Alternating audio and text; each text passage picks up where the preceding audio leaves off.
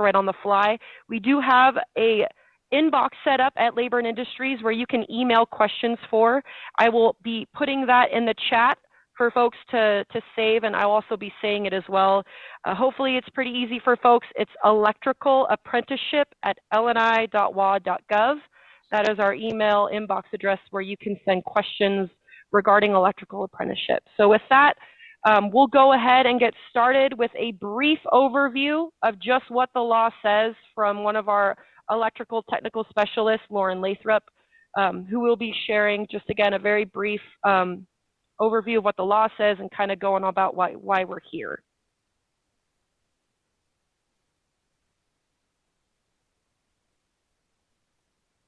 Lorin, you're muted. Hold on. All right, there we go. I'm getting there. Good evening, everyone. My name is Lorin Lathrop. I am an electrical technical specialist. I work directly for Wayne Molesworth, the chief electrical inspector. I am not the best with Zoom, so I hope you can see my screen at this point, because it should say electrical apprenticeship, what you need to know. So this is a quick, brief overview of where we are and what we're looking at happening in about 5-6 weeks here in the state of Washington. So talk just briefly and some information about what are the new requirements that are effective as of July 1st of this year, things that we need to consider before July 1st, and then what the kind of the hard stop date, the go live 100% go live date of July 1st of 2026, and you'll understand what I mean by that when we get to the end here. So some background. Originally, the law requiring apprenticeship for 01 electricians was passed in 2018 and Substitute Senate Bill 6126. It was amended this year with engrossed Substitute Senate Bill 5320. Both of these have similar effects, but really what we're really dealing with now is this new bill, engrossed Substitute Senate Bill 5320. Now, the first round of the changes comes into effect on July 1st of this year, and it affects electrical trainees doing, it affects the trainees doing 01 work, the work limited to 01 electricians, but it does not affect any trainees who are still doing specialty work in any of the residential, low voltage, door and gate, anything like that. It doesn't affect any of them. Just for your reference down here, the two laws that were affected by these bills were RCW 19.28161, which is requirements for working in the trade, who can work in the trade, and 19.28191 is how to qualify for exam. So those are the two places where the law was changed. So again, it affects who can work in the 01 trade. It changes the requirements to how you qualify for the Journey Level 01 exam. And it changes the requirements for contractors wanting to employ individuals learning the 01 trade. So starting in July 1st of this year, how do we learn? Well, one of the two ways we do that we're going to be seeing this going forward is trainees who have 3,000 hours of experience before July 1st may continue to gain 01 experience until July 1st of 2026. This gives them three years to complete the needed 8,000 hours, 4,000 of them being commercial industrial hours, to be able to qualify for the 01 exam without joining an apprenticeship. The hours can be accrued by either working on the job or in the specialties, depending on what they need to get to that 4,000 hour commercial industrial, 8,000 total split. They also can get hours by completing a 2-year electrical construction and training program. These are a little bit different than an apprenticeship. These are technical colleges. There's only 2 of them in the state. However, any trainees that have less than 3,000 hours of electrical experience before July 1st must become registered apprentices to work. So there's no give. Either you've got the hours worked or you don't. And the idea was to get people across the finish line that were close. For employers, one of the things that changes for them to employ apprentices, employers have to be registered training agents or sponsor their own apprenticeship program. So either registered training agents are ones who join an existing program, and sponsors are one who start their own. And we have both here tonight. There's no immediate action required if you're hiring trainees with hours of experience for 3,000. If they're more, they've got it, and it's done by July 1st of this year. They don't have to do anything other than continue to have them accrue experience. However, they run into problems because they then have to hire. They hire someone with less than that. Now we're back to you have to be a training agent or a sponsor of their own program. So some things to consider that are happening going forward is that the electrical program reviews and approves hours of experience for electrical trainees through an affidavit process. Now, registered apprenticeships and registered apprentices are not required to submit affidavits within the standard 180-day time frame. Right now, you have to submit an affidavit if you are from any time during your training card is active. You hit the expiration date, you have 180 days from that day to turn in your hours. Apprentices don't have that requirement. They can turn in, they could work all 8,000 of their hours, and their training director can turn in a affidavit for them for all 8 years. Oh, excuse me, all 4 years, all 8,000 hours. The other thing that to qualify for an exam, we've briefly talked about this, an applicant must have 8,000 hours of experience, 4,000 of them 01 commercial industrial hours. Of that 8,000, since you have to have 4,000 that are 01 hours, you cannot have more than 4,000 specialty hours and substitute. It's not a mix and match. It's kind of, you gotta fill the right buckets with the right hours. One thing that this law did carve out is that anyone who holds a 4,000 hour specialty certification, and the 6 of them are listed here on the screen. If you have that certification, the apprenticeship program that you may choose to enter has to give you 4,000 hours for your previous experience. So if you hold that card, if you've taken the exam, you're now certified in one of these specialties, you get to move forward with 4,000 hours of experience. For non-certificate holders, if you've done work in the trade, you've got it on the books with L&I, your apprenticeship program that you're applying to may evaluate any of those hours in the 4,000 hour specialties to give you credit for your previous experience as you enter into their program. And the apprenticeship programs review and look at these hours, and they all have a fair and equitable process to grant that credit.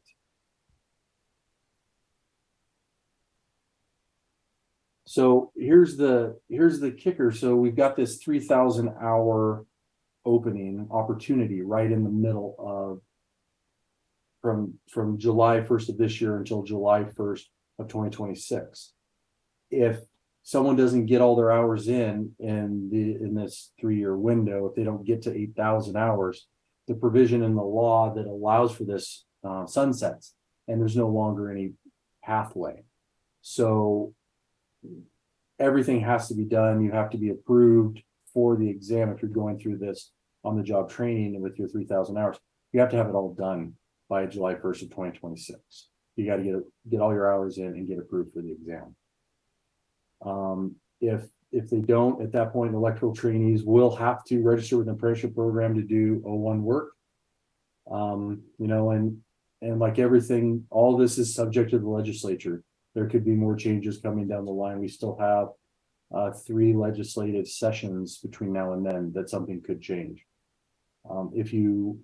Right now, our main way in which we will inform people is through L&I's website and also the Electrical Currents newsletter. That will keep you up to date on what's happening and where we're going.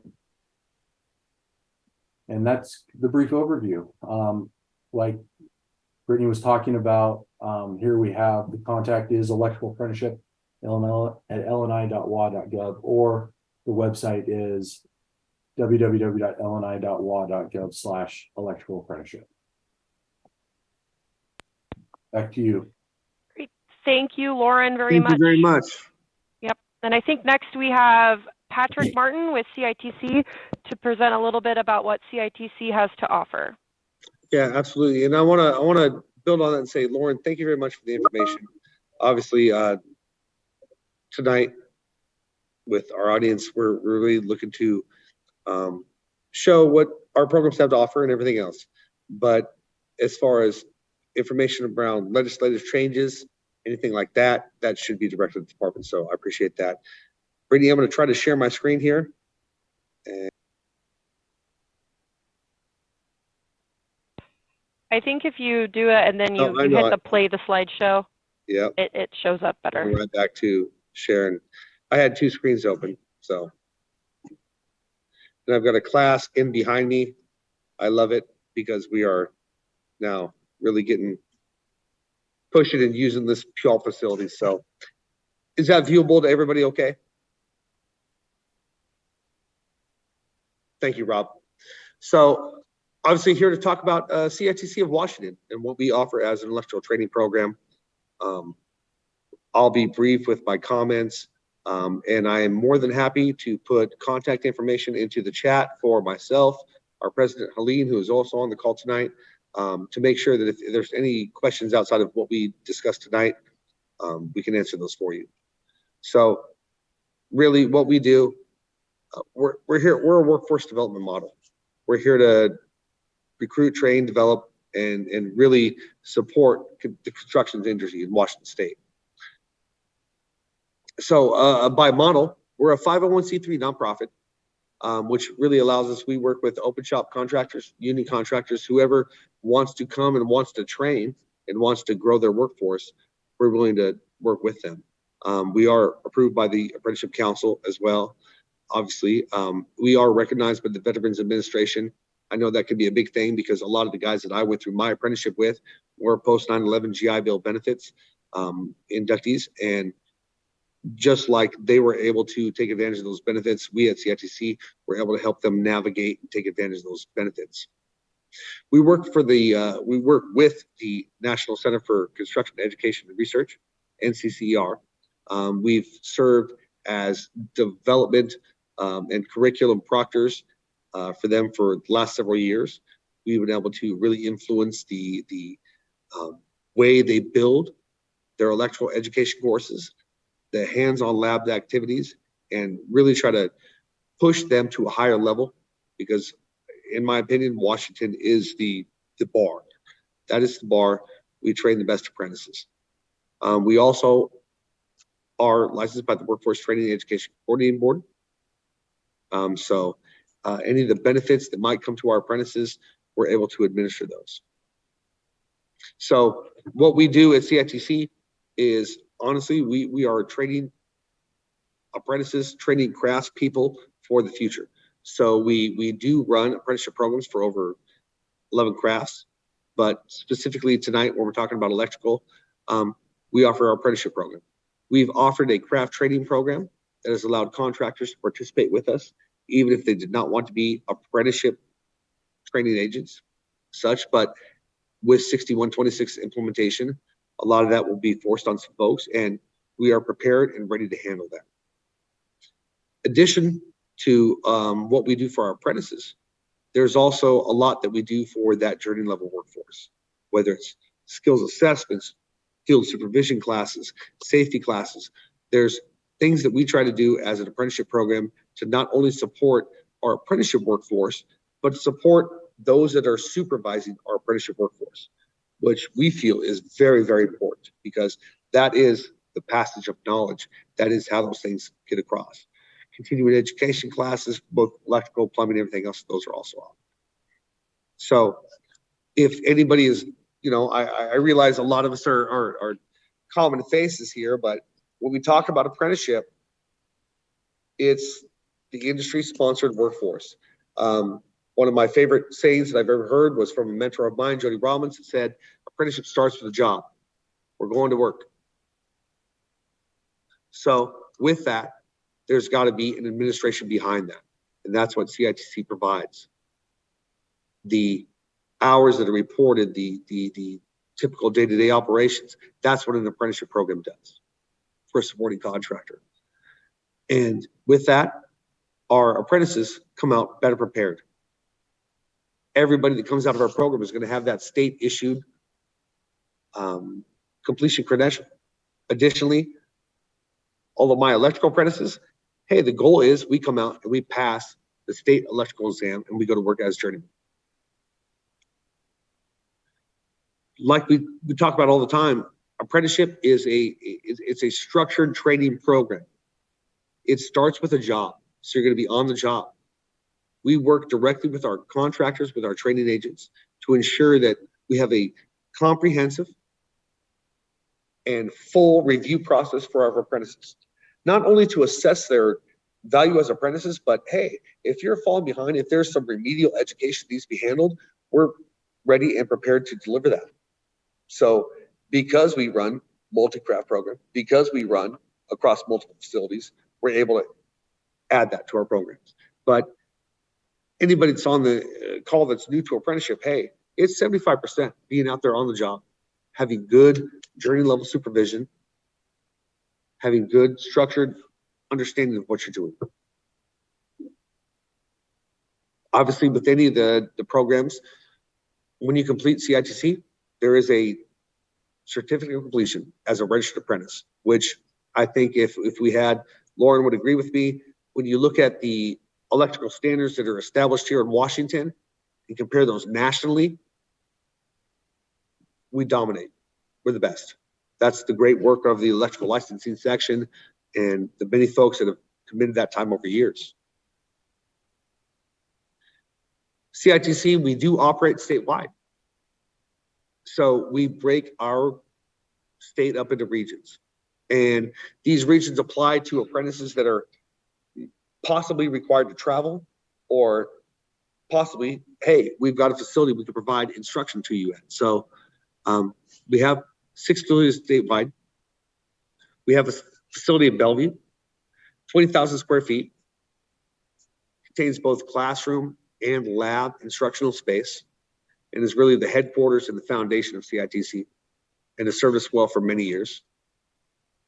We have a facility in Marysville, a beautiful facility. I have to put my hat off to our facility manager, Eric Pearson. He does a great job there.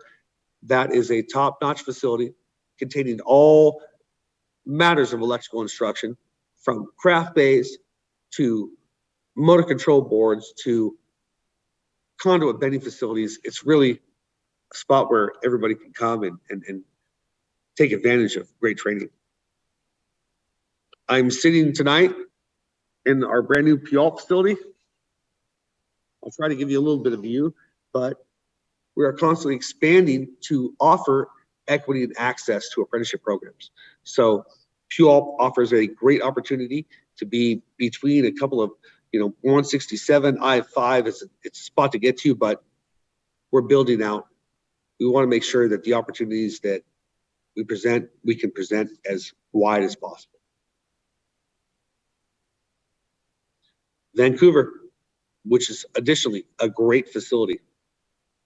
The same operational principles, the same training we can provide at any one facility, we can provide for another, which also I'm gonna say right now is a great strength to our program, because depending upon where an apprentice is working, if they are shifted by their contractor to work out of town per se, well, you don't have to wait for your classes.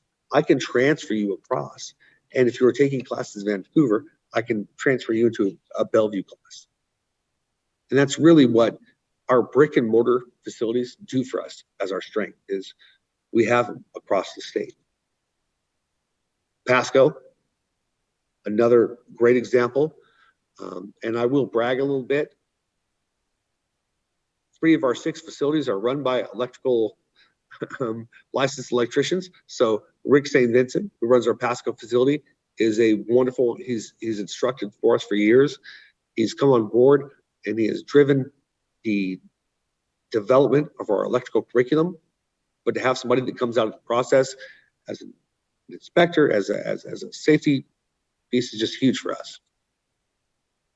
And then Spokane, a large piece serving the east side. We do provide different accommodations for apprentices who have to travel if they don't, but really our goal is to provide services across the state. In addition to our different facilities that we own, operate, we do partner with others. Wacom, Olympic, Perry Tech, Wenatchee Valley. We have gone out and done the work to negotiate spaces and instructional spaces, hands-on lab spaces for contractors that are looking for training.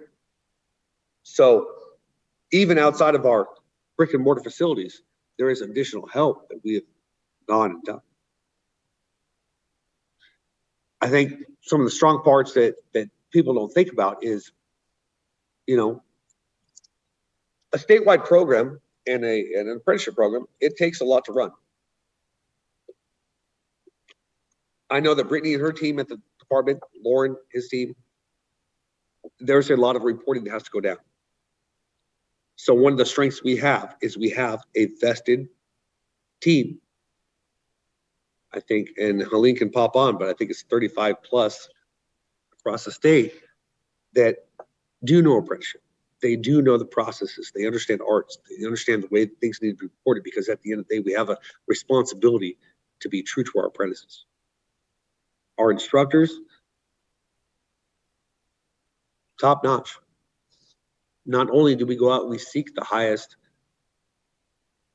level of instructional availability, but we provide more than 35 hours of instructor training. And that's from everything from how to navigate services to the apprentices to, hey, here's how you work through the curriculum. So the instruction is top notch. Brick and mortar, I just showed you pictures, so I'm not going to spend too much time there. But yeah, that's our goal. We want to provide services to folks in a reasonable location to where they're at. So with that, Brittany, I'll be happy to take any questions. And I'm going to stop my sharing now.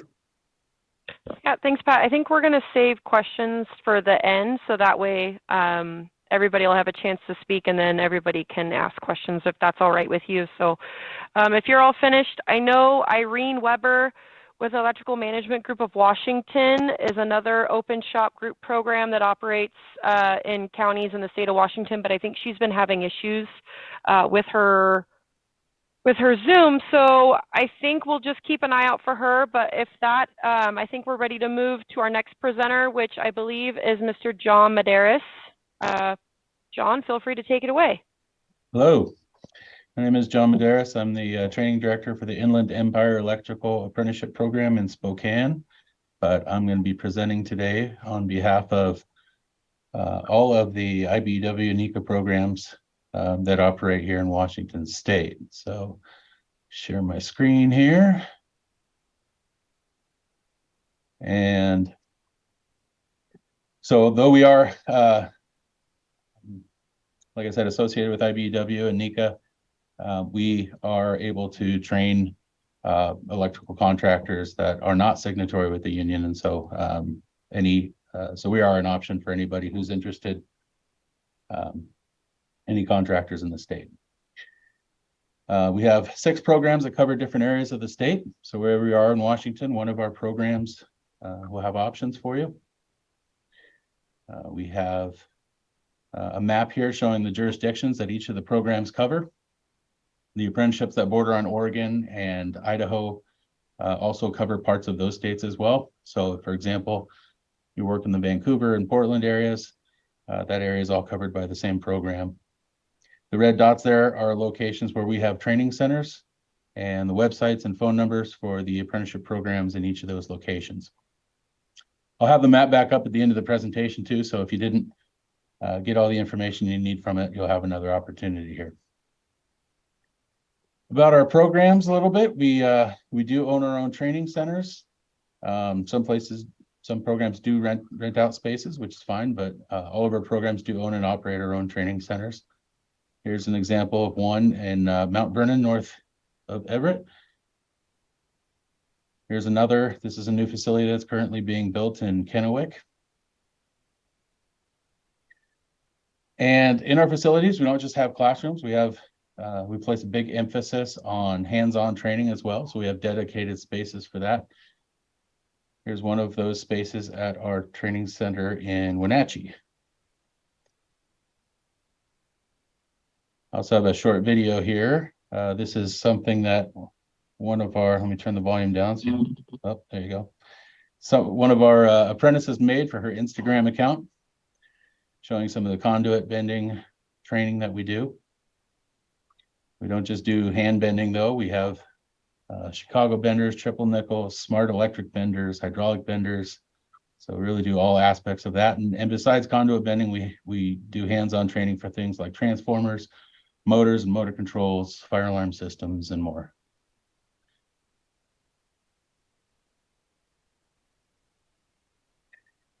Cutting edge national curriculum. So the Electrical Training Alliance is our national program that develops and continually updates our curriculum. We have a network of about 300 apprenticeship programs in the United States and Canada that the Electrical Training Alliance supports. And with all those training locations, you can imagine that we would have many subject matter experts teaching at those facilities that assist the national program with the curriculum development. We also have tremendous relationships with our training partners, such as Milwaukee Tools, Klein, Ideal, Fluke, Eaton, Greenlee, Lutron, Levitron, just to name a few. And they help out also with that curriculum development and delivery as well. That curriculum is delivered through a constantly updated and expanding learning management system, which includes updating all the code curriculum every 3 years when the newest National Electric Code comes out. And we've even begun developing and using labs using virtual reality. So all sorts of interesting things that are part of our training and curriculum. I don't have slides for these last few bullet points, so I'll just talk about them briefly. All of our programs partner with community colleges so that our apprentices can earn college credits for completing their apprenticeship. We also have near 100% of our apprentices that pass their state licensing exam the first time. Occasionally we'll have someone that needs to retake part of the test, but our apprentices are prepared and they can be, prepared as they can be for those exams, and the results definitely show that. We do have high retention rates. I think we're all in the neighborhood of 85 to 90% of those that start our programs complete it, which is important because we want to be efficient with those training dollars and be using them to train people who are going to be benefiting the industry for a long time. We are all primarily day schools, which I realize is not always the most convenient for the employers, but I do think that it really is the best model for the apprentices to learn. And then, of course, the thing everybody wants to know is what it's going to cost us. And I don't mean to cop out on that question, but since we're 6 different programs, you're going to get 6 different answers for that, depending on which of us you ask. So you really would have to reach out to the apprenticeship program that's serving your area for those answers. And so here are those areas again, and the contact information for each of those programs. One last note on the cost of the training I'd like to share is we're all nonprofit training trusts. So all of our funds that we take in go just to that training, and we strive to use those funds as efficiently as possible. So with that, I will turn it back to Brittany. Great, thank you, John.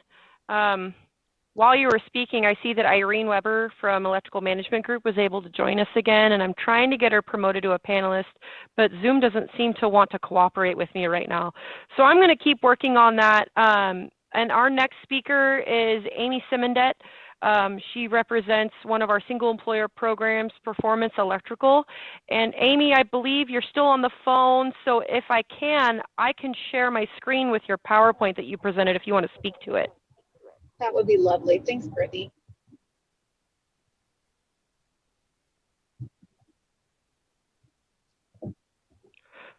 Okay, hopefully everybody can see my screen, and I've got the first slide up for you, Amy. Wonderful. So good evening and thanks for joining us, everyone. My name is Amy Simondet. I'm the training director for the Performance Electrical Apprenticeship Committee, or PEAC.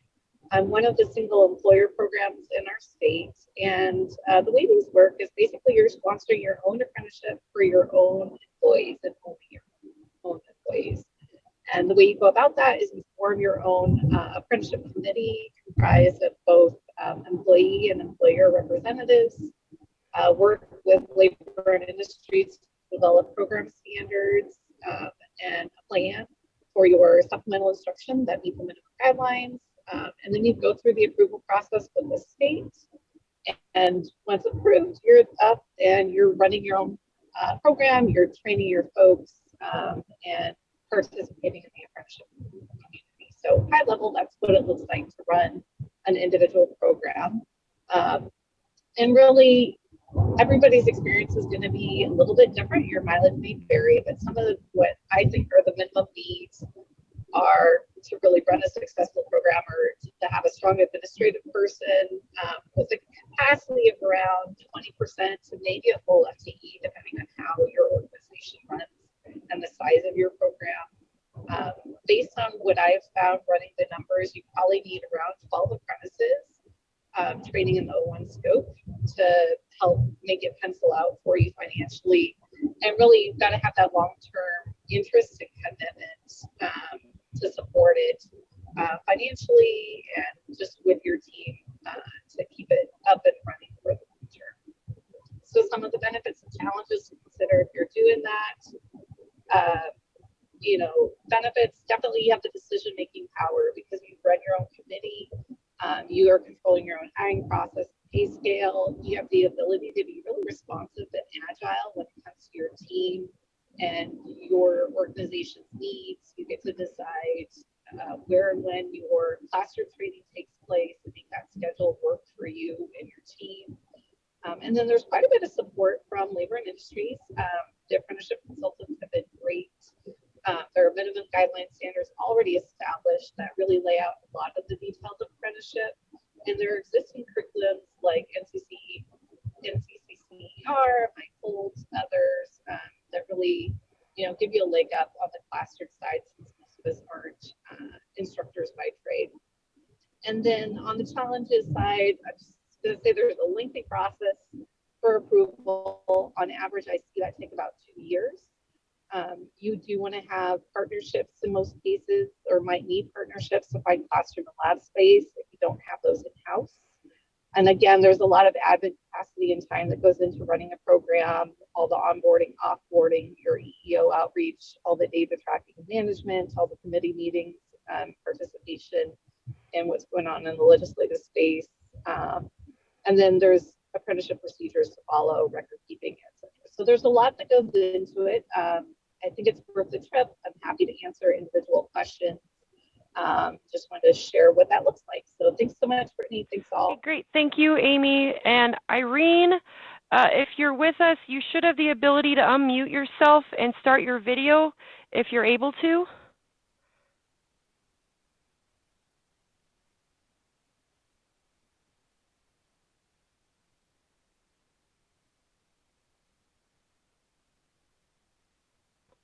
Irene, we see that you've unmuted yourself, but I don't think if you're speaking, we can hear you.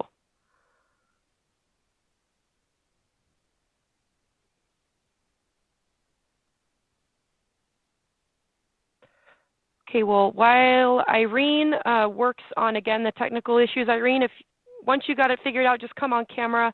We want to make sure we give you plenty of time to speak and talk about, the things that Electrical Management Group has to offer the folks. But I think with that, we're ready to open it up to a Q&A. So if you can, please raise your hand, and I will allow the attendees to speak and address the panelists. And we will try to go in order of when we see hands raised.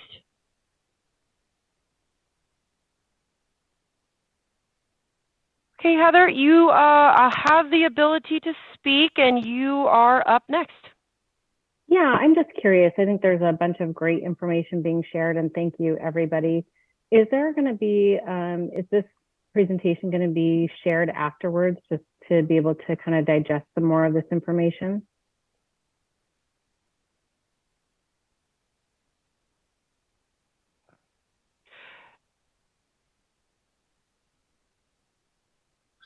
Brittany, I'm going to jump in. Heather, I would say this, if there's information that you request specific from CITC, we do have a webpage. Additionally, I'm going to put my email into the chat. And if there's specific questions you may have for me or the CITC team, we're happy to answer those. So just want to open up the line of communication at the very least. Okay, wonderful. Thank you.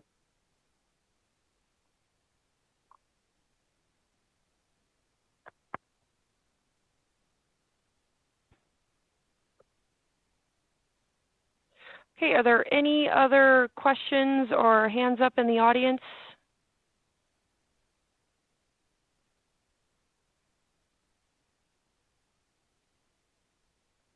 Okay, I do not see any. So with that, we are at 5:45. I'd love to be able to give some time back to folks. And then again, if you have any questions or if you would like the contact information for any of the folks here on the panel, if you don't get it out of the chat, feel free to email me. I can put my email in the chat and you can absolutely email me and I'm happy to share that, their contact information with any of you folks if you have a question that happens after this meeting.